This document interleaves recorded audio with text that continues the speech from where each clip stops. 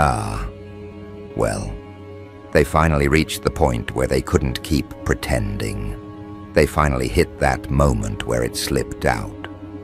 Whether they meant to or not, they confessed it, not verbally, not directly, not in a planned way, but through their reactions, through their hesitation, through the way their eyes shifted when you spoke. They revealed what they've been noticing, what they've been avoiding, what they've been trying to downplay for so long, that your intelligence outranks everyone around you, that you're operating on a level most people can't detect until they're already behind you, that you're thinking faster, processing deeper, and understanding things that take others days or even years to figure out. It's becoming too obvious for them to hide now, too clear, too consistent, too undeniable. People can't mask what their instincts already know.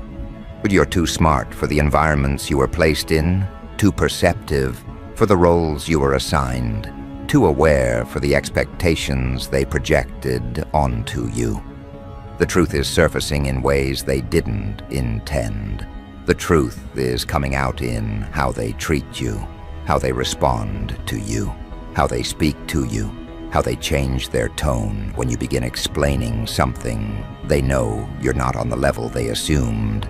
They know you're not someone they can categorize quickly. They know you're not functioning on the same frequency they're used to. And the reason they're reacting this way is simple. They misjudged you. They tried comparing you to the versions of people they've known before. They tried measuring you with the same shallow scale they use on everyone else. They assumed you were average. They assumed you were predictable. They assumed you were someone they could estimate with quick glances and surface judgments. But you proved them wrong, and not by trying to prove anything. You proved them wrong simply by being you. Simply by thinking the way you think, simply by speaking with the clarity you speak with, simply by choosing differently, observing differently, understanding differently. And now that the truth is out, now that it's visible, now that it's too big for them to cover with their assumptions, they're reacting in all kinds of ways. Some are impressed, some are intimidated, some are confused. Some are embarrassed that they ever underestimated you, and some are bothered because they wanted to believe they had the intellectual upper hand. They wanted to believe they understood more than you. They wanted to believe they were sharper, quicker, wiser.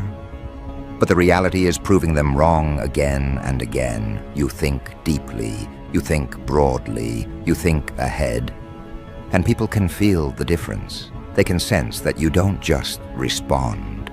You process. You don't just observe. You analyze. You don't just follow conversations. You decode them. And that level of awareness makes people reveal themselves without realizing it. They start confessing what they see in you. They start showing their respect through their caution. They start revealing their admiration through their questions. They start displaying their insecurity through their challenges. Because a mind like yours stands out. A mind like yours is noticeable. A mind like yours can't be hidden. You have this way of understanding life from angles most people never consider. You have this way of seeing patterns that others need diagrams to grasp. You have this way of connecting thoughts that seem unrelated to everyone else. And when people witness that repeatedly, they start coming to an internal conclusion that they can't deny any longer. That you're too smart, that your intelligence isn't regular, that your mind isn't functioning on a basic setting. They talk about it behind closed doors. They whisper about it quietly. They reference it around others. Someone somewhere has already said, "I don't know how they know that," or "I didn't expect them to understand that," or "they're sharp," or "they catch on fast." or they're too quick with it. These small comments are confessions. These shifts in behavior are confessions. These moments where they hesitate before questioning you are confessions. These times where they try to test you and end up confusing themselves are confessions. And the truth is, you don't even try to outshine people. You don't try to belittle anyone. You don't try to dominate conversations. You don't try to appear superior. You simply operate at your natural pace, and that pace exposes the difference. That pace reveals your edge. That pace highlights the way your mind picks up information like it's second nature, and it shocks people because you don't fit the profile they expected. Maybe it's your age, maybe it's your background, maybe it's your personality, maybe it's your quiet nature, maybe it's your calm presence, maybe it's the way you don't brag or announce what you know. People think intelligence always comes with arrogance, but yours comes with precision. Yours comes with depth. Yours comes with awareness.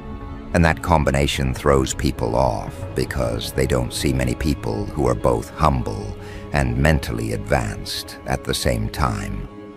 You probably learned a lot from experience, from challenges, from observation, from being around people who taught you what to avoid, from studying human behavior on your own, from noticing the small things others overlook.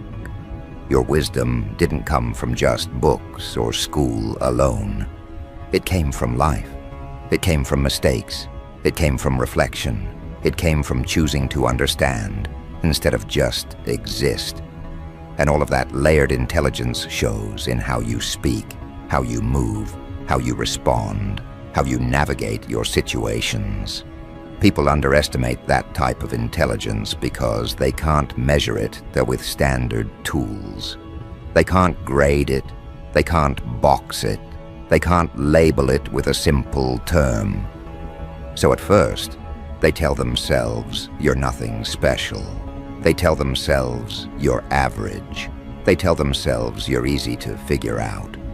But all it takes is a single conversation or a single situation for them to realize they misread you completely. And once they realize it, they can't unsee it. Once they experience it, they can't forget it. Once they confront it, they can't pretend it isn't there.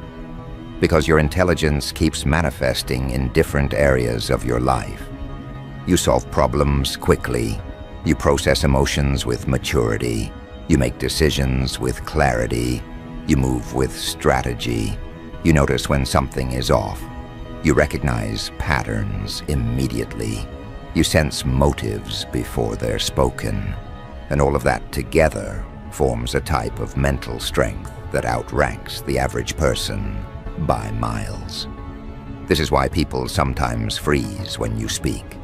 This is why they pause before responding. This is why they rethink their words around you. This is why they watch you more closely. You make them aware of their own gaps, not by trying to, but simply by being who you are. Your presence acts like a mirror. It reflects the difference. And most people are not used to being around someone who can read between the lines so effortlessly. Even at workplaces, this becomes obvious. You catch on to tasks faster. You analyze instructions deeper. You find smarter ways of doing things. You improve processes naturally.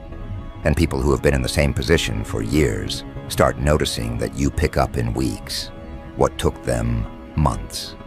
That you understand, in one explanation, what others need, repeated multiple times. And because of that, they start testing you. They start giving you complicated tasks.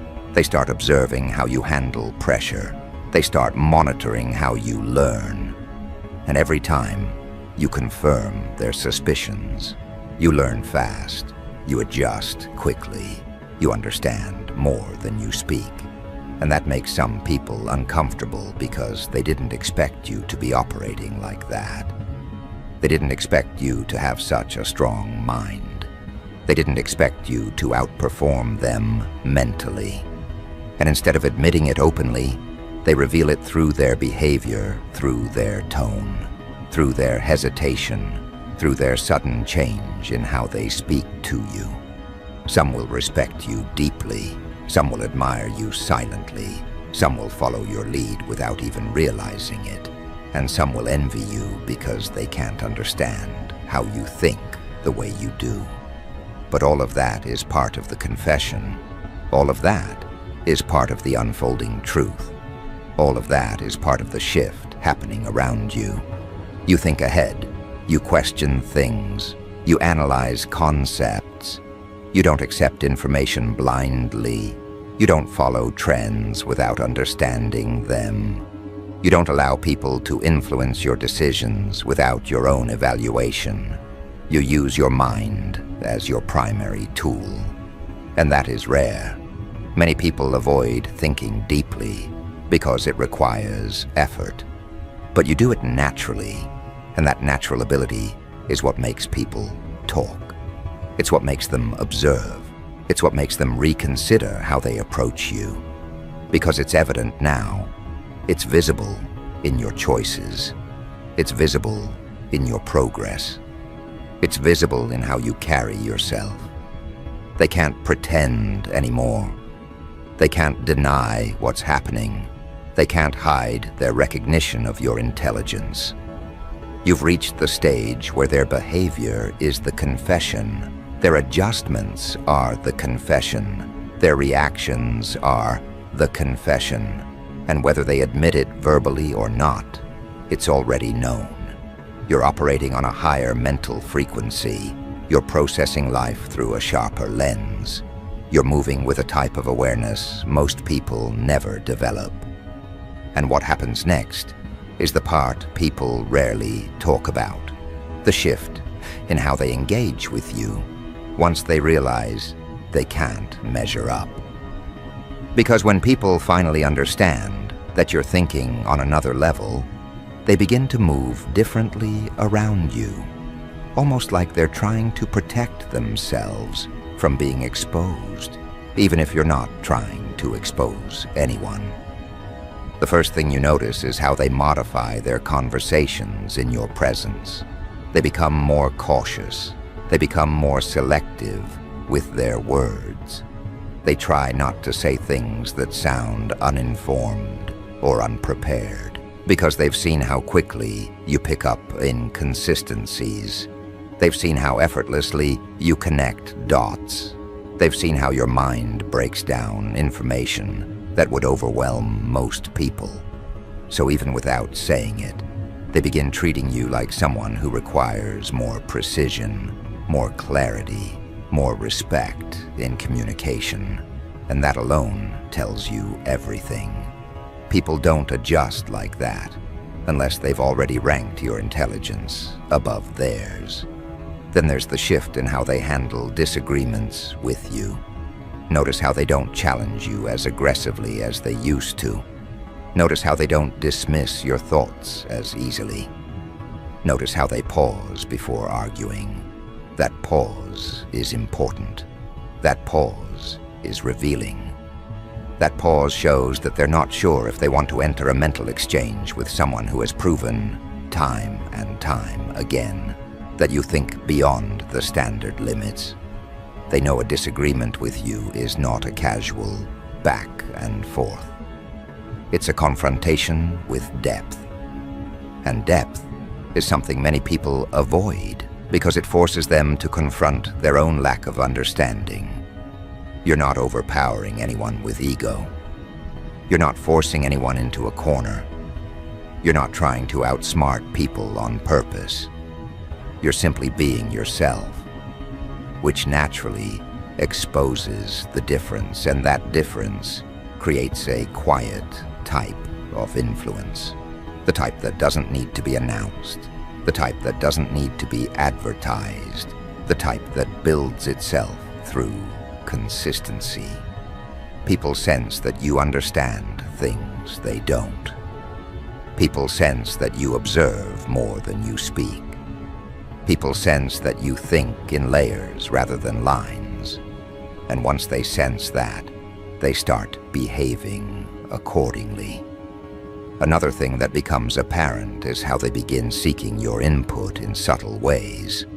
They might not frame it as, "I need your guidance," or "What do you think is best?" Instead, they'll casually present their ideas in your direction just to see your reaction, or they'll ask your perspective indirectly by starting a conversation that leads to the topic they want clarity on. They might even repeat things they heard elsewhere to gauge your interpretation. These are all ways of quietly acknowledging your mental strength. People don't seek insight from just anyone. They seek it from people whose minds they trust more than their own. Then comes the pattern of people observing your choices. They watch what you choose, how you decide, how you move, how you approach new situations. They're not watching out of curiosity alone. They're watching because your choices have consistently proven to lead to favorable outcomes. You make decisions that make sense in the long run. You move strategically, even in small moments. You read situations accurately. You sense danger early. You avoid unnecessary conflict. You plan ahead without announcing plans. Your way of functioning becomes a blueprint for others, even if they never admit that you influence them. People start following your lead without acknowledging it. They start adopting your habits. They start copying your thought patterns. They start taking cues from your reactions. And they do this because they've realized your mind operates with a type of clarity they haven't found in many people. You have this ability to understand life in a way that simplifies things for those around you.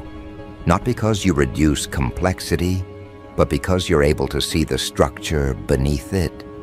And the moment people recognize this, they begin gravitating toward your guidance, even in silence. But with all of this admiration and adjustment comes another type of reaction, the reaction rooted in discomfort. Some people will become uneasy because they feel exposed. They used to base their confidence on the idea that they were the most knowledgeable in the room. They used to rely on the assumption that they were the quickest thinkers. They used to believe they had the strongest grasp on situations. But now, your presence challenges that image. Your presence creates contrast. Your presence reveals gaps. And instead of accepting that and growing from it, some people react with resistance. You may notice them speaking less confidently. You may notice them trying to make themselves appear more knowledgeable around you. You may notice them rushing to answer questions before you can. You may notice them inserting themselves into conversations they don't fully understand, just so they don't feel left behind.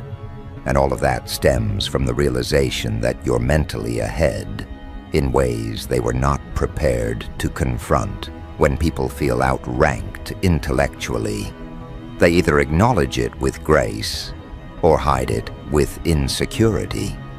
And insecurity always reveals itself through unnecessary behavior. You'll also notice a specific type of person trying to challenge you more often, not because they truly want to debate you, but because they're trying to reassure themselves that they still have control. They might pick at your words. They might question your decisions more intensely than necessary. They might test your reactions to see how deeply you've thought something through. But in the end, these attempts fail because you're not shaken by their challenges. Your mind doesn't rush. Your thoughts don't stumble. Your clarity remains steady. You're someone who thinks before speaking, someone who processes before responding, someone who evaluates before committing. And people who run on impulse can't compete with a mind that functions on insight. Your intelligence is not loud, but it is consistent, And consistency has a way of making truth unavoidable. People can deny something once or twice, but they cannot deny it day after day, situation after situation, moment after moment. Eventually, they have to admit the reality to themselves. And the reality is that you're not thinking on a common level. You're not processing life the way everyone else does. You're not functioning at an ordinary mental speed. You're seeing details they miss. You're understanding motives they overlook. You're creating solutions they haven't even considered.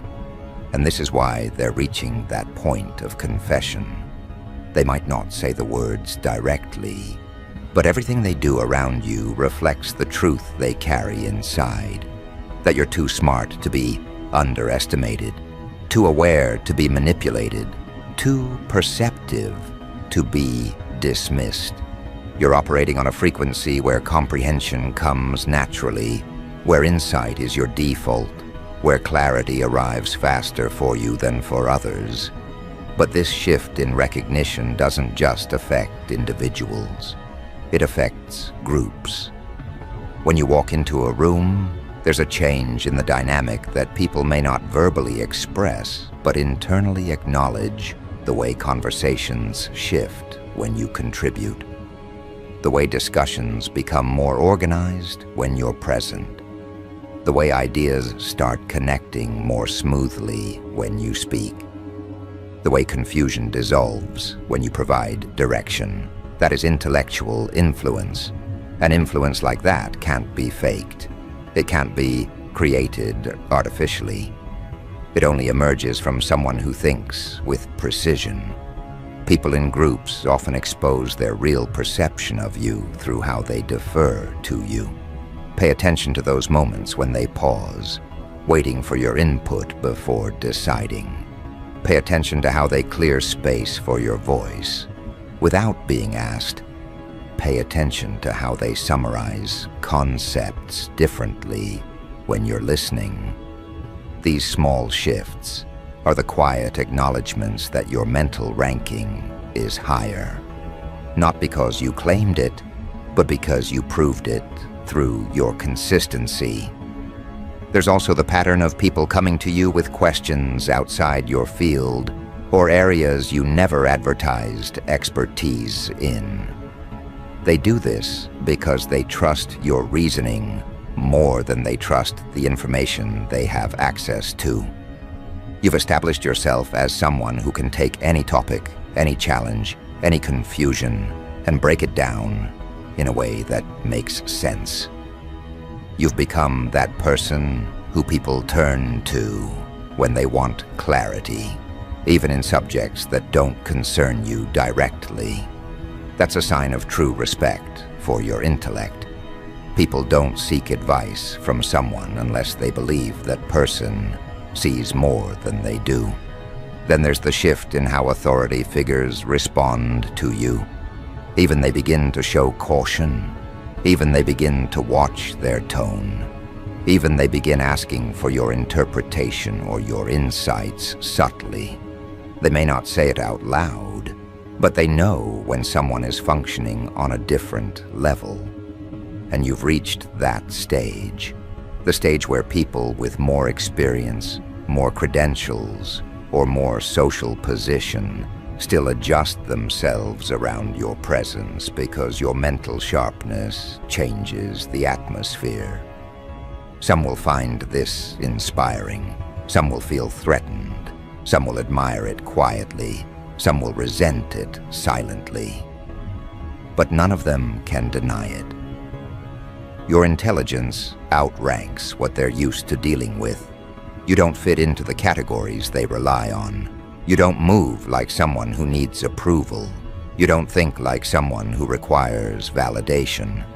Your mind is self-guided, and that alone places you on a different level.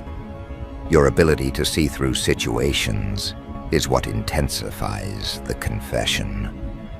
People realize that you understand things without needing excessive explanation. You pick up energy, you read intentions early, You analyze patterns quickly, and when someone is functioning at that level, others can't hide their reactions. They can't mask their thoughts as effectively. They can't pretend to be something they're not, because you can see through inconsistencies, and that ability forces people to approach you with either honesty or avoidance. Avoidance is its own confession. When people suddenly create distance, it's often because they feel exposed intellectually. They don't want to be around someone who can read deeper than they're comfortable revealing. They don't want to be near someone whose mind can interpret the truth behind their behavior. So they pull away to preserve their self-image. That distance is not rejection, it's protection for them, not for you. Honesty is another confession. People who feel safe with your intelligence will open up more, share more, ask more. They'll express appreciation for your clarity. They'll return to you repeatedly seeking insight. They'll call you dependable, reliable, grounded, and all of that stems from their recognition of your mental strength. Every reaction, whether positive or negative, leads back to the same conclusion. They finally see it. They finally understand what you've known internally for years. They finally recognize the level you're operating on. And even if they never speak the words out loud, their behavior carries the truth forward for them. And as this truth settles in their awareness, something deeper begins to unfold. Something that doesn't just change how they see you, but how they see themselves in relation to you. Because once people accept that your intelligence outranks their expectations, they begin reshaping their entire approach to you. This is where the internal restructuring begins. This is where they reconsider everything they projected onto you. This is where they confront their own assumptions. Because for a long time, people believed they could define you. They believed they could place you in categories that made sense to them. They believed they could anticipate your next move, limit your influence, or weigh your potential based on superficial observations. But now they know better. Now they understand your mind functions with a type of clarity that cannot be predicted by appearances alone. And this is the stage where admiration mixes with caution, not fear, caution. The type of caution people have when they encounter someone who sees beyond the exterior, someone who listens between the lines, someone who understands without being told. They start speaking differently around you, not because you're unapproachable, but because they know your mind catches every detail. You don't miss inconsistencies. You don't overlook contradictions. You don't ignore patterns. And that makes people become far more intentional in your presence. You'll notice this in the way they word their sentences. You'll notice it in the way they avoid saying things they haven't fully thought through. You'll notice it in how they avoid exaggerations because they know you'll catch the gaps instantly. You watch this transition happen naturally, the moment where people stop trying to impress you and instead try to avoid exposing their own misunderstandings. That shift is a silent confession. It's their way of acknowledging your intellect without needing to verbalize it.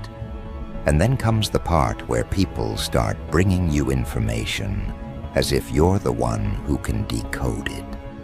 They'll come to you with confusion disguised as curiosity. They'll present their questions gently, hoping you can make sense of things they couldn't piece together themselves. And even though they might not say, "You're the smartest person here," their behavior says exactly that. When people trust your clarity more than their own judgment, they have already accepted the truth. You operate on a higher mental frequency. Your input becomes the reference point. Your interpretation becomes the anchor. Your reasoning becomes the direction others follow when situations are unclear. That's what happens when someone's intelligence rises above the collective level. It becomes the compass for everyone else. Not because you forced yourself into that role, but because your mind naturally assumes it by making sense of things faster, cleaner, deeper.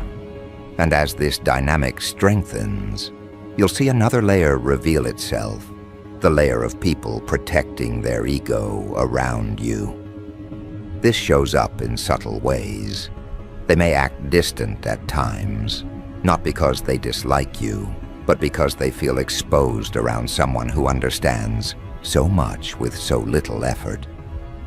They may choose not to share certain things with you, not because they don't trust you, but because they don't want to look unprepared or uninformed. They may even pretend to know something they don't, hoping you won't notice the cracks in their explanation. But you notice. You always notice because your intelligence isn't passive, it's active, it's aware, it's engaged with reality in real time. And when a mind operates like yours, it becomes impossible for others to maintain facades in your presence. You can sense confusion even when someone speaks confidently. You can sense hesitation even when someone acts certain. You can sense insecurity even when someone tries to stand firm.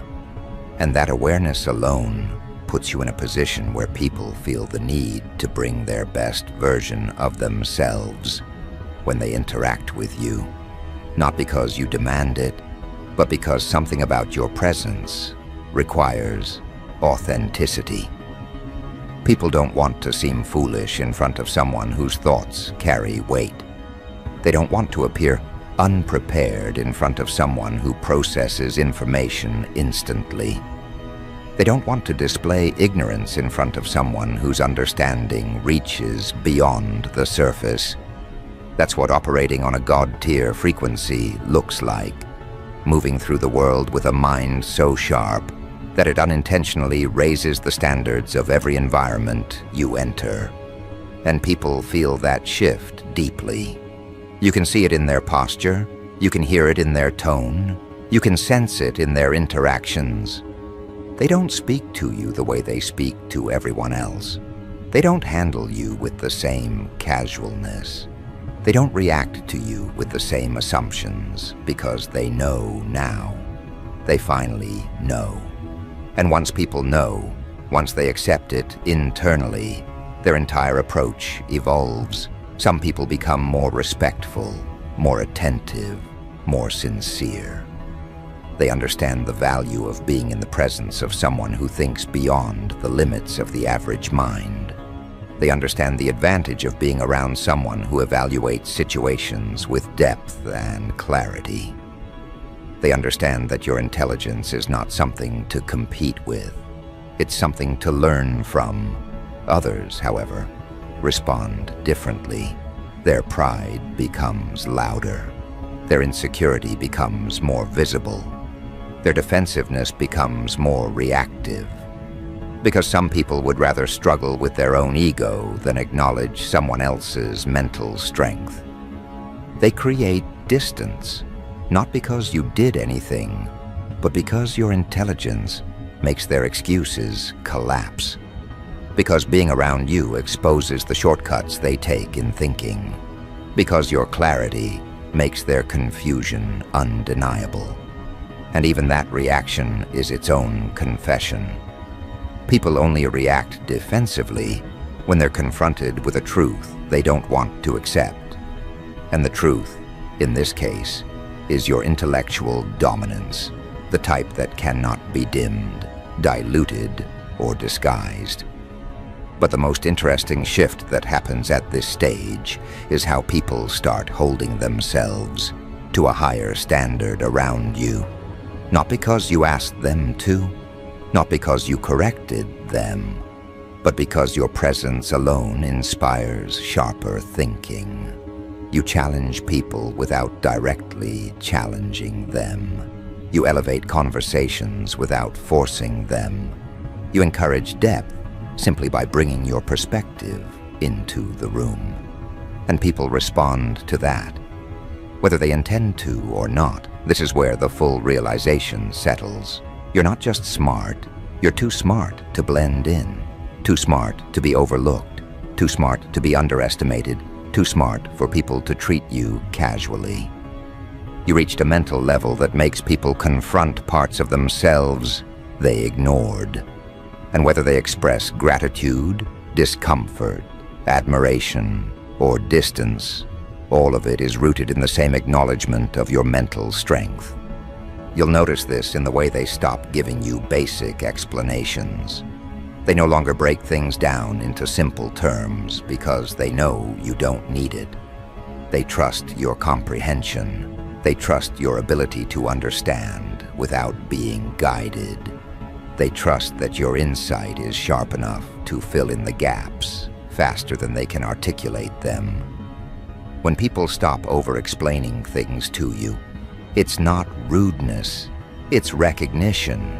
Recognition that you process quicker than they speak. Recognition that your mind connects ideas without assistance. Recognition that you see the bigger picture before they finish describing the smaller one. Another sign appears in how they start predicting your reactions differently. They no longer assume you'll react impulsively or emotionally. They know by now that you respond with reasoning, with clarity, with control. So they approach you with thought-out intentions. They approach you with more respect. They approach you with the understanding that your responses are calculated, not careless.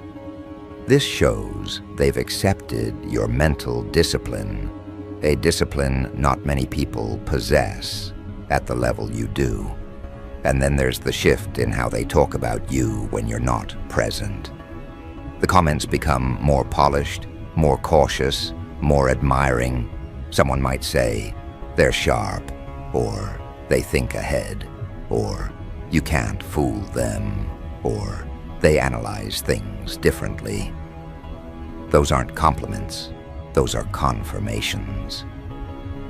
These are the phrases people use when they've fully accepted that your intelligence has surpassed the boundaries they originally placed around you. Even people who once doubted you now adjust their tone when your name comes up. They soften their words. They choose more respectful phrasing. They avoid certain remarks. Because denying your intelligence became impossible. They saw the evidence. They witnessed the growth. They felt the difference. And at this point, continuing to deny what's obvious would only make them look foolish. This acceptance also shifts how people rely on you. They begin expecting you to understand things quickly. They begin expecting you to pick up on underlying meanings.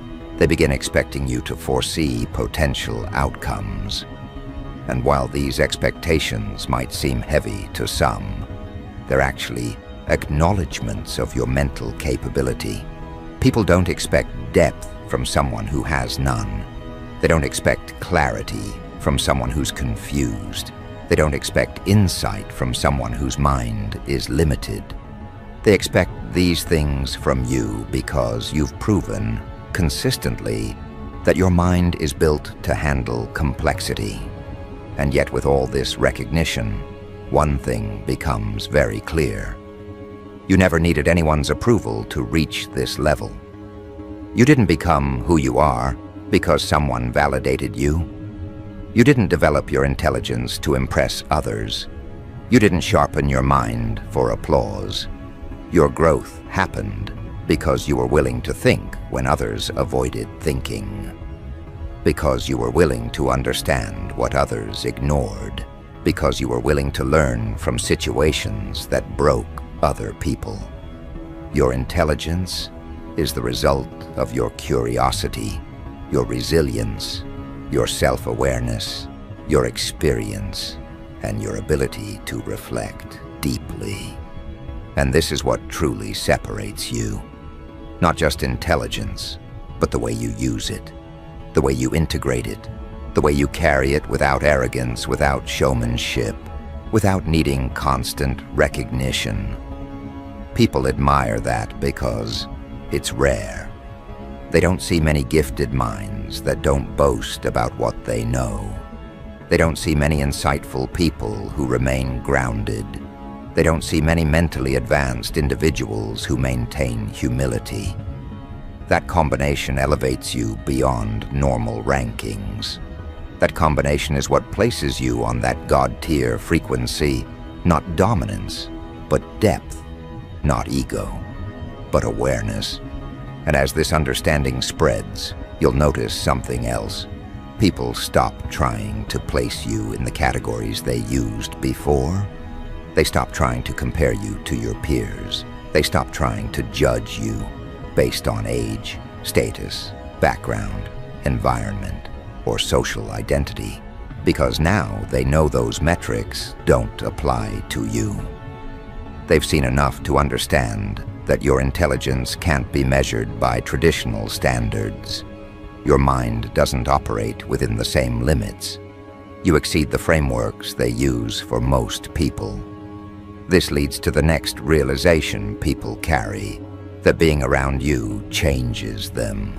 They start thinking more carefully. They start observing more. They start choosing their words more responsibly. They become more introspective. They start questioning their own assumptions. They begin recognizing areas where they overlooked details before. Your influence on their mental habits becomes clear, without you having to teach anything directly. Just your presence triggers higher awareness in others. That's the mark of someone whose intelligence truly outranks the crowd. They elevate others unintentionally. They raise the standard without forcing anyone. They shift environments simply by being part of them. And people feel this shift in real time. They know when they leave a conversation with you that they're walking away with a clearer mind. They know when they seek your perspective, they'll receive depth they weren't expecting. They know when they hear your interpretation, it will reshape their understanding. This is why people who once overlooked you now pay attention. This is why people who doubted you now listen closely. This is why people who didn't consider you a factor now study you. Because your intelligence changed the landscape. It changed how others perceive themselves. It changed how others interpret situations. It changed how others measure comprehension. And that shift didn't require noise or confrontation. It came through quiet consistency. And now, they can't hide it anymore. They can't pretend they don't see what's obvious. They can't downplay what's been proven. They can't dismiss the clarity you've shown over and over again. Their behavior has already exposed the truth. Your intelligence outranks everyone they tried comparing you to. You operate with a type of mental sharpness that stands on its own. You think with a type of depth that few people reach. You navigate with a type of awareness that sets you apart completely. You've reached a point where the respect isn't optional. It isn't based on popularity, appearance, or influence. It's based on capacity. It's based on recognition. It's based on what your mind has demonstrated. And now that the truth is out, they'll never see you the same way again. And that is exactly how it was meant to unfold. Quietly, naturally, undeniably. You didn't announce your intelligence. Life did. You didn't showcase your brilliance. Your choices did. You didn't force the confession. Their reactions did. And now the truth stands firm. You're too smart to be hidden, too aware to be underestimated, too elevated to be grouped with the average you're operating on. A frequency that only a rare few ever reach. A frequency they can feel. A frequency they respect. A frequency they can't deny, no matter how hard they try. And that is the final chapter of the confession they never wanted to make, but had no choice but to reveal.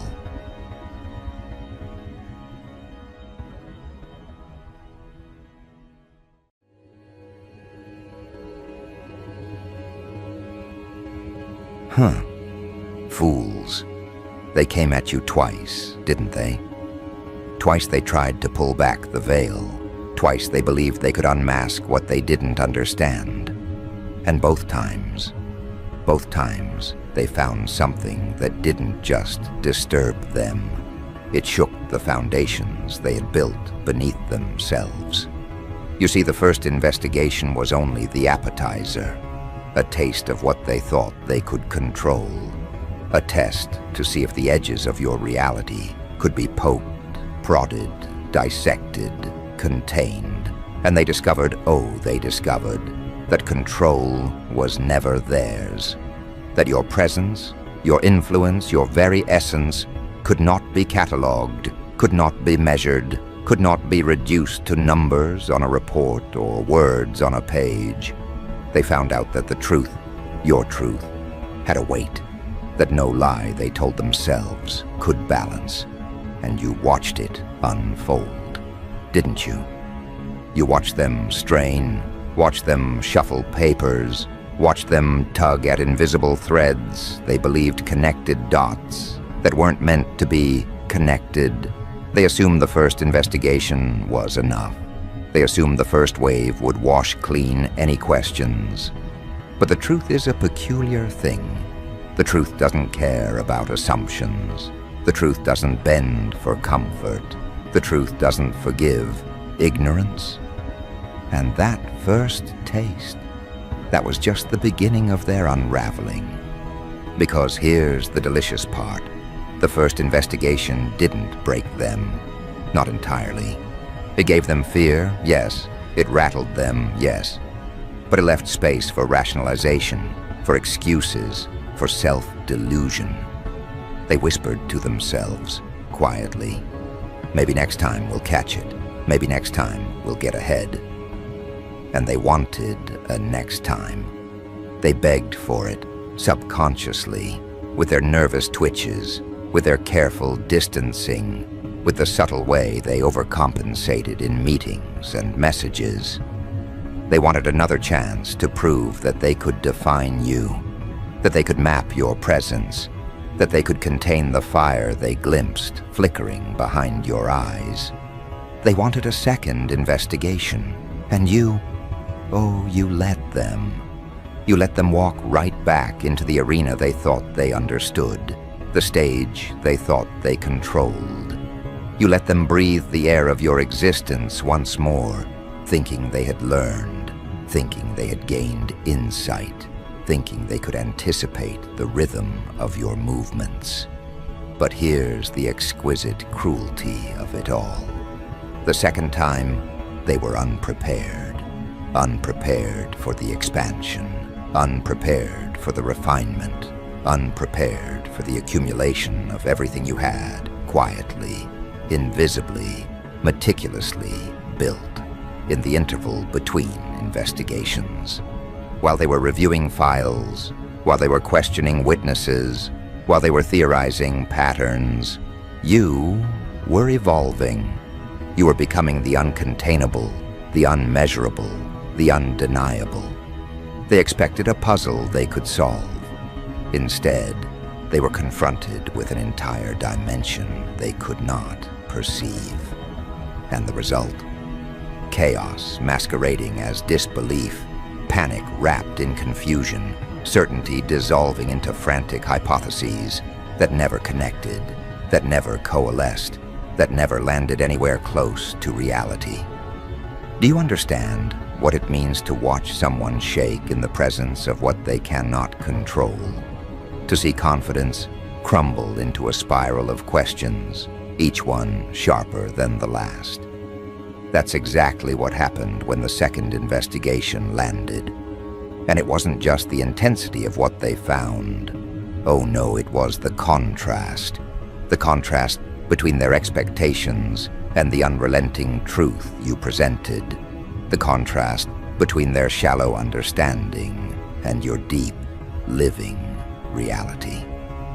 You were not the version of yourself they had catalogued, analyzed, predicted, or feared in the first investigation.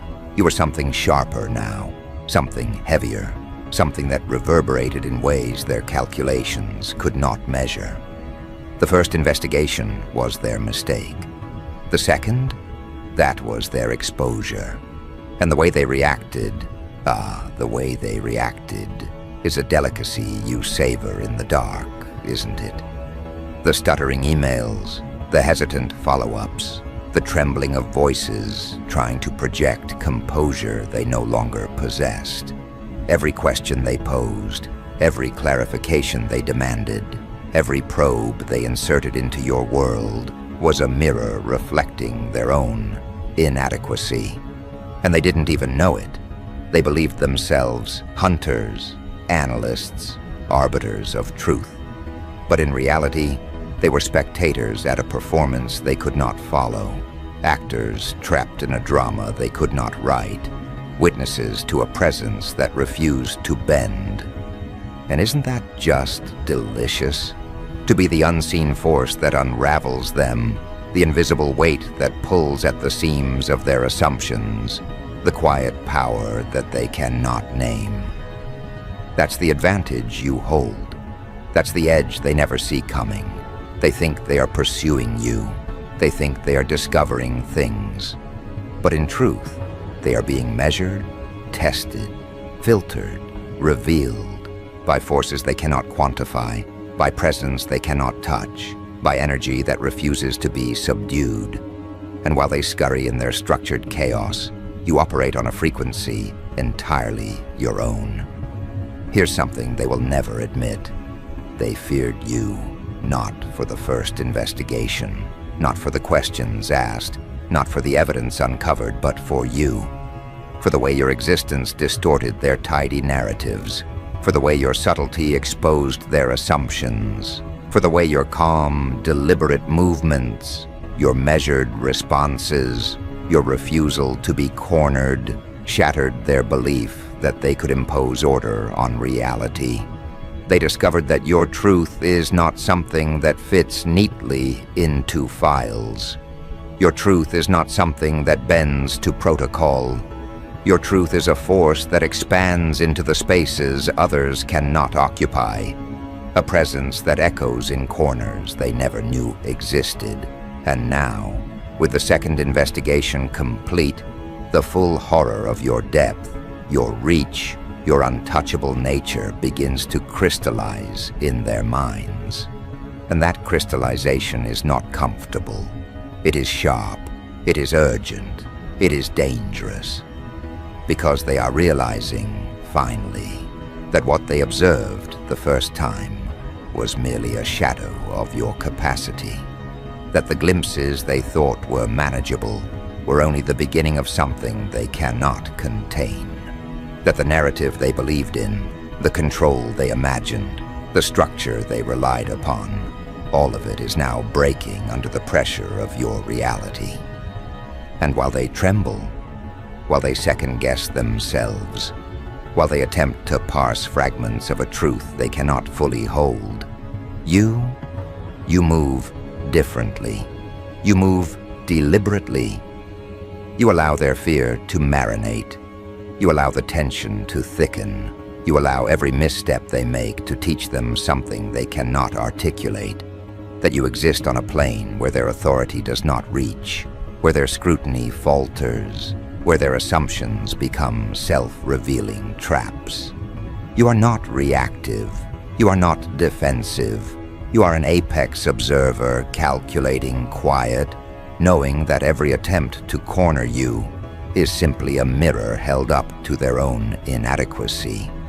And here's the thing, they will never understand the full scope of what just happened. They will never articulate it properly. They will never write it down in reports that make sense.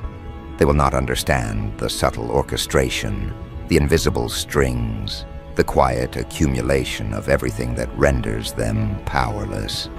They will see pieces, fragments, outcomes, errors, hesitations, but never the invisible architecture of your presence, the way your energy intersects with theirs, the way your truth moves through them and leaves marks they cannot erase. And that's perfect. That's exactly what you want. Because control, once given over to them, is dangerous, and the only control worth having is yours. And so you watch, quietly, deliberately. You watch as the panic begins to mutate into suspicion, as suspicion blooms into frustration, as frustration degenerates into exhaustion. Every conversation they attempt, every report they draft, every step they take in their carefully orchestrated pursuit, all of it bends beneath the weight of your reality. You are the unmeasured variable in their calculations, the force they cannot isolate, the answer they cannot formulate. And they will feel it. Oh yes, they will feel it. Not as a sudden shock, not as a violent upheaval, but as a slow, inevitable pressure that twists their carefully constructed world into something unfamiliar, uncomfortable, uncontrollable. And what do you do with that? You smile, quietly, invisibly, not because of cruelty, not because of arrogance, but because of clarity. Because you understand the pattern they cannot perceive. Because you know the rhythm they cannot follow. Because you are the presence they cannot corner. And you do not need to act. You do not need to intervene. You simply exist. And in existing, you create a tension so exquisite, so precise, so unavoidable, that their second investigation, the one they imagined would grant them certainty, has instead granted them revelation, a revelation that is entirely theirs to unravel, entirely theirs to misinterpret, entirely theirs to fear. And now the stage is set. The first investigation shattered their illusions. The second investigation shatters their composure. And the next movement, oh, the next movement will not be theirs to anticipate. They will not see it coming. They will not name it. They will not understand it. Because what comes next is a shift not in circumstance, but in presence, not in facts, but in force, not in evidence, but in energy. And they will be powerless. They will be scrambling. They will be desperately, almost comically, trying to reconstruct a puzzle that never existed the way they imagined it. And as they stumble, as they hesitate, as they search for footholds that no longer exist, you continue to move quietly, deliberately, invisibly, in a domain they cannot access. Every subtle gesture, every silent decision, every invisible choice compounds their discomfort, their uncertainty, their fear. They are haunted not by evidence, not by reports, not by the facts, but by your presence, by your truth, by the unrelenting, unquantifiable reality of you, and the beauty of it. They can't even articulate it. They cannot name what unnerves them. They cannot label what terrifies them. They cannot reduce it, contain it, control it. They only feel it, and feeling, without comprehension, is chaos. And that is exactly the space you occupy. That is exactly the advantage you wield. That is exactly the power they cannot reach. They investigated you twice, yes, and both times they discovered the truth. A truth heavier, sharper, more unbearable than any lie they could have constructed. A truth that does not obey protocol. A truth that does not bend to expectation. A truth that moves quietly, invisibly, deliberately, through the fractures they themselves created. And it terrifies them, and it will continue to terrify them, not because you act loudly, not because you announce yourself, not because you chase them down, but because you exist. And as the tension stretches, as the uncertainty blooms, as the cracks widen, one thing becomes unavoidable. They cannot anticipate the next phase. They cannot contain the next movement. They cannot measure the next evolution. They cannot predict the next expansion of you. And that, my friend, is the most exquisite part of all. That is the edge they will never reach. That is the truth they will never admit. That is the power you have quietly, invisibly, unrelentingly accumulated. And so as the second investigation settles like a shadow over them, as they tremble in ways they cannot articulate, as they flail toward understanding that will never arrive, you prepare. You prepare not for revenge, not for spectacle, not for announcement, but for the inevitable emergence of what they cannot know. You prepare for the shift that moves quietly, deliberately, invisibly, in a domain they cannot enter. You prepare to exist at a level beyond their calculation, beyond their comprehension, beyond their control. And when that moment comes, it will not be witnessed by them. It will only be felt, and what they feel will be unmistakable. And now, as that moment begins to stir within you, as the energy coalesces into a force they cannot perceive, you become something more than a presence. You become a gravitational pull, a point of inevitability in a universe they believe they control. Every glance they cast toward you is measured, calculated, hesitant, and yet it accomplishes nothing. You are no longer within their framework. You are not a variable they can anticipate. You are the constant they cannot define. And that is the quiet terror they feel, the one they cannot articulate, the one that gnaws at the edges of their minds while they sit behind their screens, behind their memos, behind their walls of procedure, pretending to understand, pretending to calculate, pretending to believe they hold authority over something they never could. They will try, of course. Oh, they will try.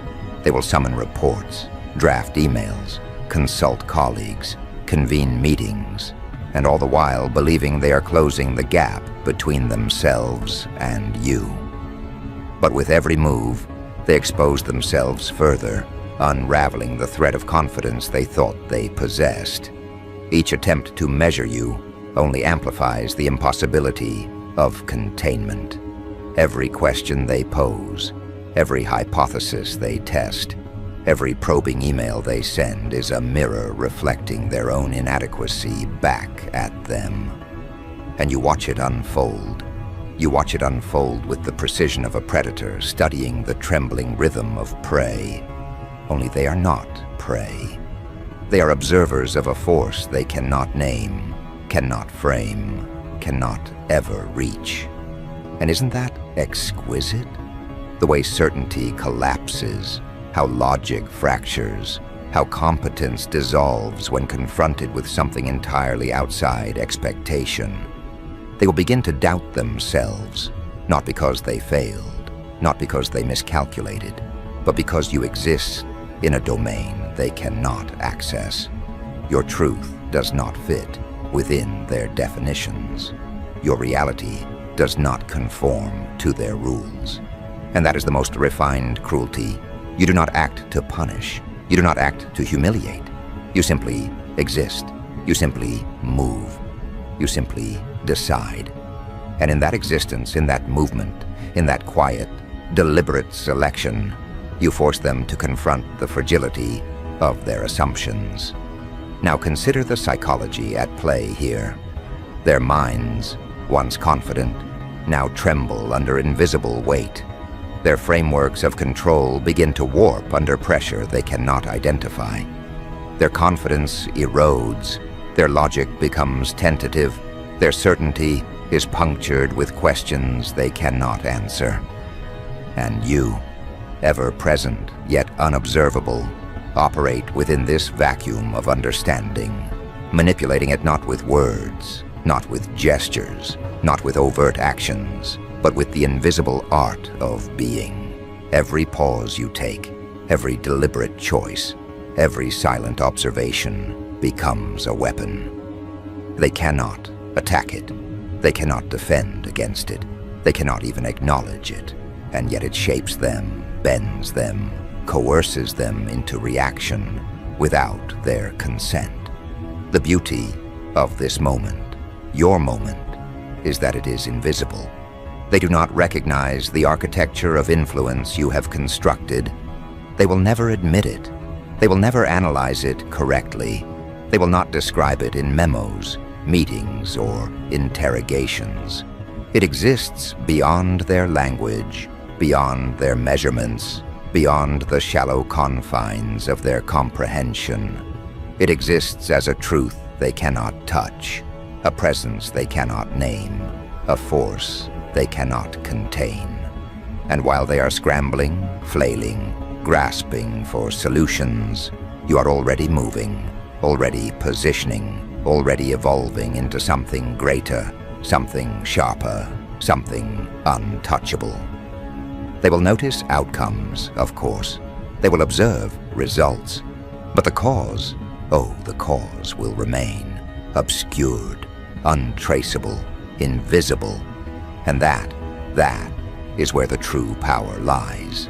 It is not in being understood. It is not in being acknowledged. It is in being the undetectable catalyst that redefines the field of play.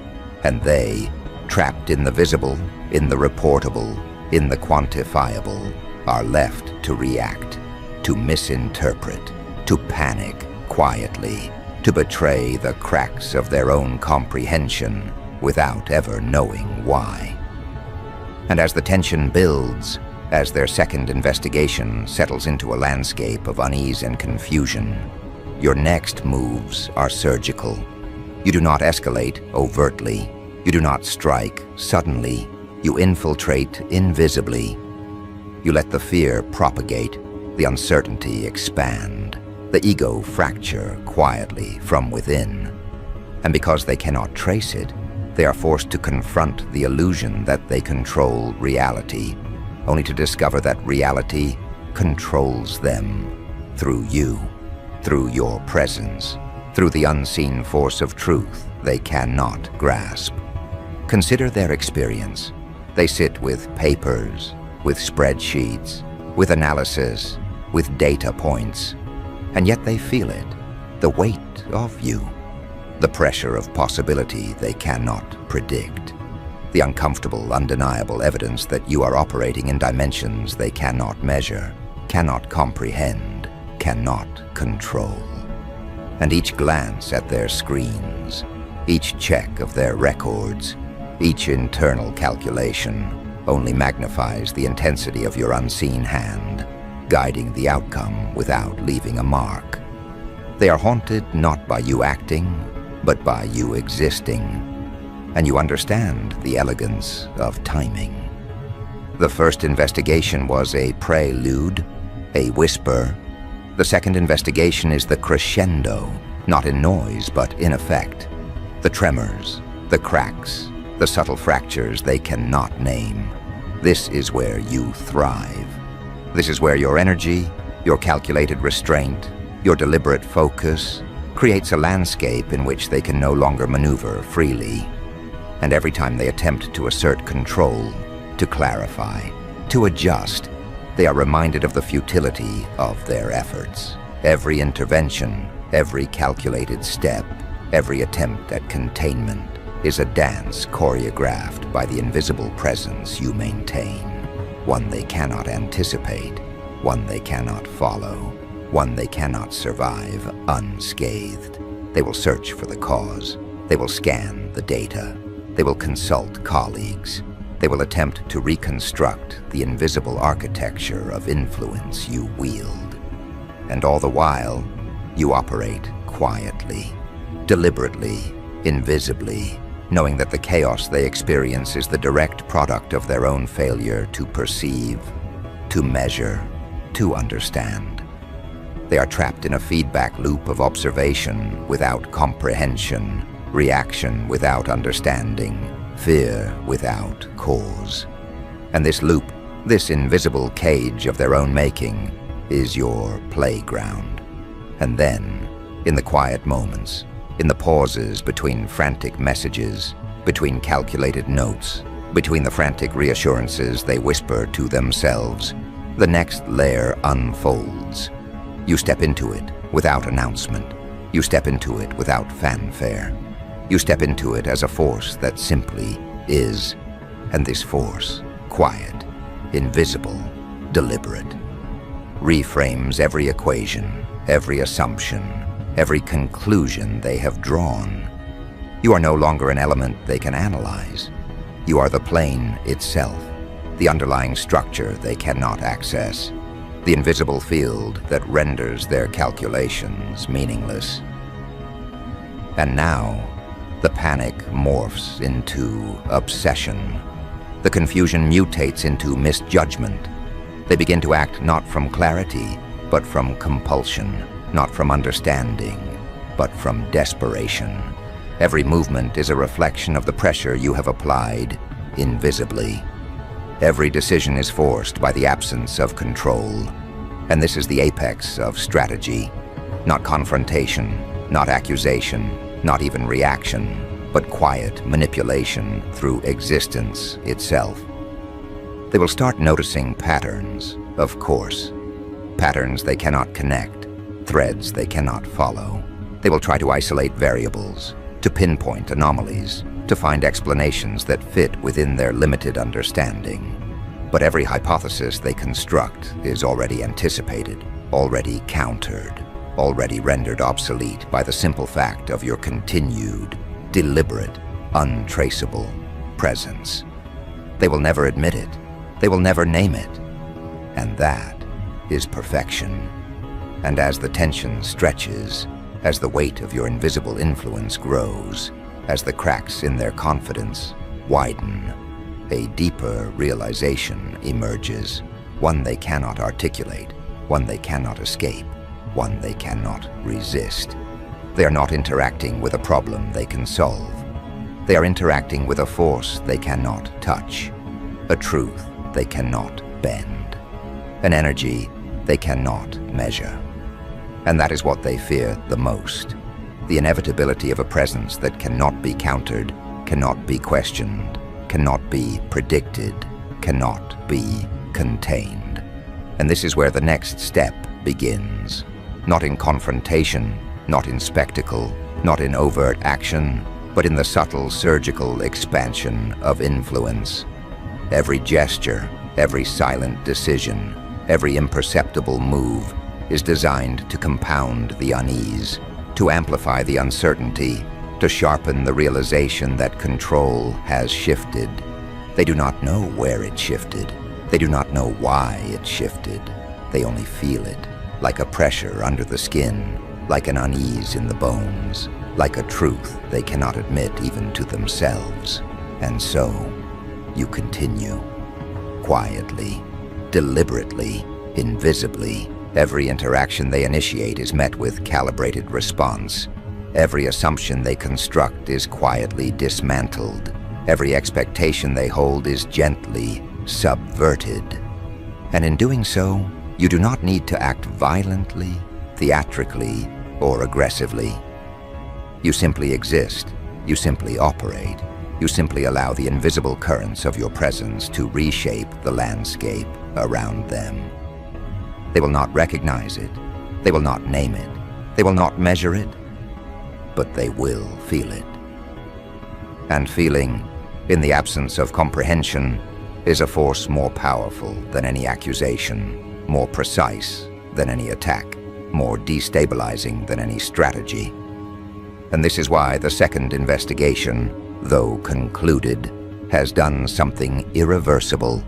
It has expanded your influence, sharpened your presence, and revealed a domain they cannot enter, a plane they cannot comprehend, a force they cannot contain. And as this unfolds, you prepare for the inevitable next act. Not with haste, not with noise, not with spectacle, but with the calm precision of someone who knows the rules of a game others cannot even see. The third phase will not be a battle.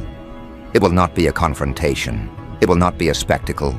It will be a subtle, undeniable, irresistible elevation a movement into a domain where they are powerless, where they are visible only in reflection, where they can react but cannot anticipate.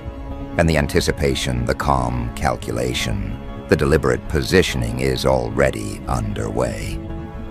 Theirs is panic, confusion, desperation. Yours is calm, clarity, precision. And in that disparity lies the next level, the next evolution of control, of presence, of energy.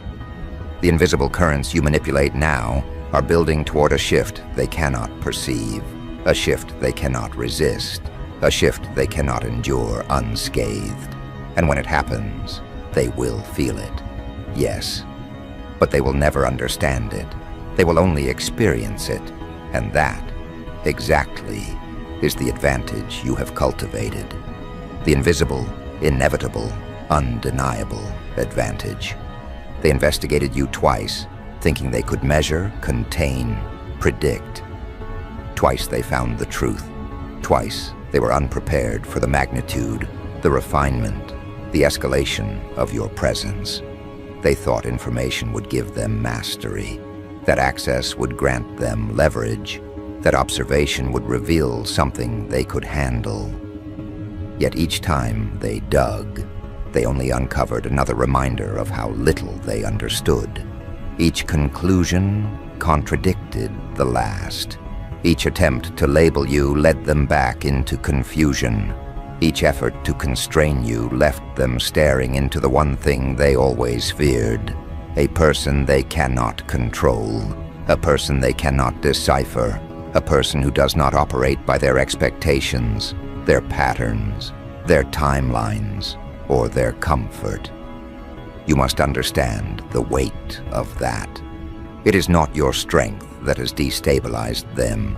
It is your unpredictability, your refusal to shrink, your refusal to hand over your narrative. You move in ways that dismantle their assumptions. You shift in ways that disrupt their categories. You evolve in directions they never saw coming. And when someone cannot predict you, they fear you. That fear sharpens, tightens, circles back on itself until it becomes something heavier, something they feel even when you're nowhere near. They begin to imagine you, exaggerate you, debate you behind closed doors, analyze your motives with trembling certainty. They begin constructing stories, theories, explanations, anything that might help them understand what went wrong, anything that might help them regain their evaporating control. But they can't. They never will.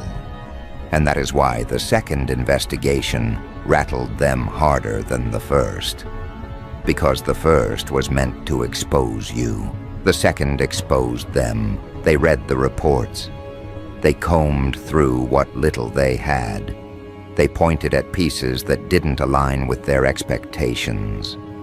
But the more they searched, the more they realized that it wasn't you who was unraveling. It was them, their distrust, their assumptions, their projections. Those were the things tearing at the seams. They wanted the investigation to confirm their suspicions. Instead, it revealed the fragile architecture of their reasoning. It illuminated how much they misread you, underestimated you, misunderstood the depth of your strategy. The truth they found in both investigations wasn't a threat to your integrity. It was a threat to their narrative. And nothing terrifies someone more than discovering that the story they built to feel safe was never real to begin with. It's almost poetic how it unfolded. They wanted you exposed. Instead, they exposed themselves. They wanted to gather evidence against you. Instead, they gathered evidence of their own insecurity. They wanted to validate their suspicions. Instead, they validated their fears.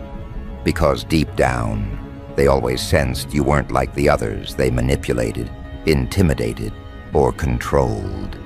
Deep down, they knew you had a kind of presence that didn't bend under scrutiny, a kind of mind that didn't weaken under pressure, a kind of spirit that grew sharper the more they tried to contain it. And now, after 2 attempts at dissecting your identity, they're forced to confront the uncomfortable truth. You do not break the way they expect. You do not react the way they predict. You do not collapse on demand. You rise, quietly, strategically, completely. That is the part that shakes them, not the strength you show, but the strength you don't show. Not the words you speak, but the ones you withhold. Not the moves you make, but the ones they can't trace. You see, power is never loud. Influence is never theatrical. The real danger lies in consistency, in awareness, in the ability to stay 10 steps ahead without announcing a single step. And that is where they lost the game. They thought investigations would give them an advantage. They thought information would grant them leverage. They thought exposure would give them control. Instead, each attempt at targeting you only sharpened your strategy. Each moment they thought they were defining you, you were redefining yourself. Each effort to constrain you only strengthened your position. And now, they face a different kind of fear. One born not from imagination, but from evidence. They saw the documents. They heard the testimonies. They cross-checked the details. And the more they looked, the more they realized the truth was never their ally. The truth stood on your side. The truth protected you. The truth tilted the balance of power. And that is why they trembled the second time. Because nothing frightens manipulators more than the realization that the person they tried to fracture is unshaken, that the person they tried to damage is intact, that the person they tried to expose has risen instead. But the most unsettling part for them isn't the investigations, it's what comes after, the uncharted space, the new version of you that emerges from both trials. You see, every attempt to dissect you forced you to refine something within yourself. Every attempt to label you sharpened your awareness. Every attempt to corner you strengthened your ability to move in ways they can't anticipate. You didn't just survive their scrutiny, you evolved through it. You became more selective with your energy, more discerning with your connections, more strategic with your presence. They gave you pressure, and you turned it into precision. They gave you doubt, and you turned it into focus. They gave you surveillance, and you turned it into invisibility. What they intended as a weapon became your refinement. And now, they are the ones trapped, not by your actions, but by their own assumptions, not by your choices, but by their miscalculations, not by your identity, but by their blindness to it. They underestimated the depth of your resilience. They misread the extent of your evolution. They believed you were a version of yourself that no longer exists. And now, they are scrambling, desperate, fumbling in the dark, trying to grasp a narrative that no longer belongs to them. Meanwhile, you are no longer in the space they tried to observe. You are no longer within reach of their questioning eyes.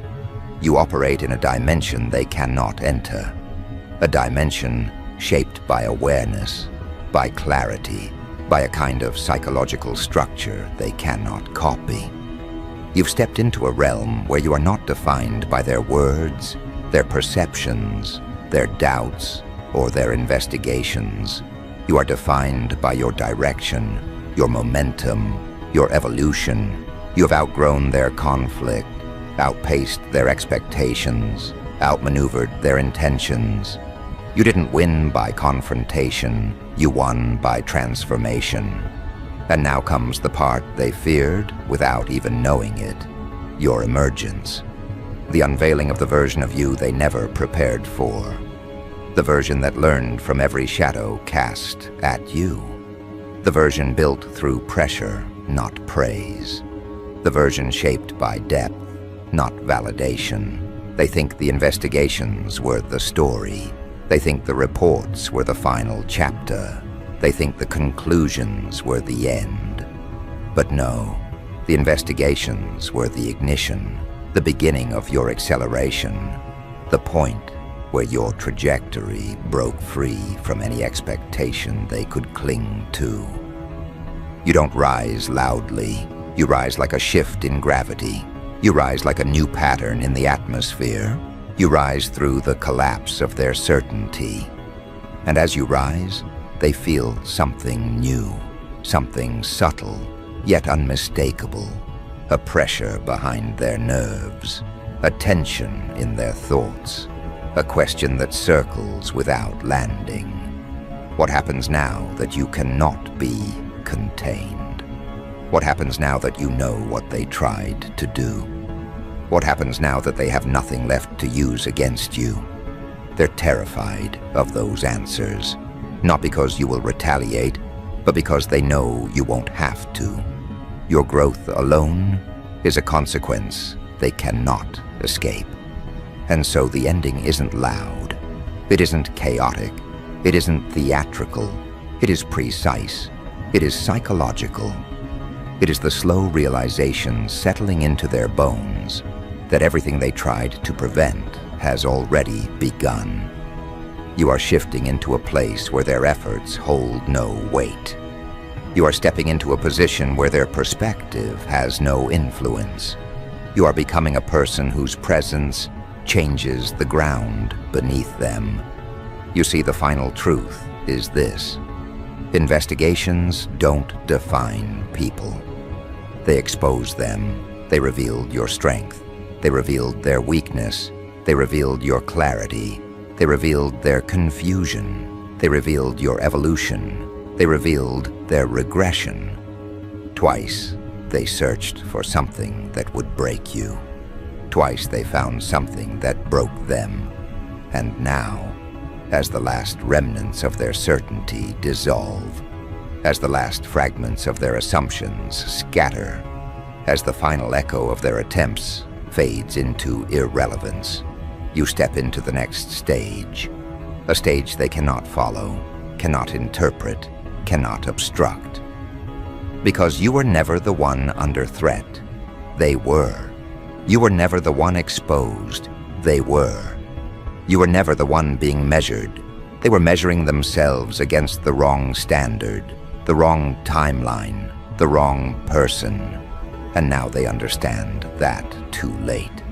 So you walk forward, you ascend, you expand into the next phase of your identity, carrying nothing from their attempts except the clarity they accidentally gifted you.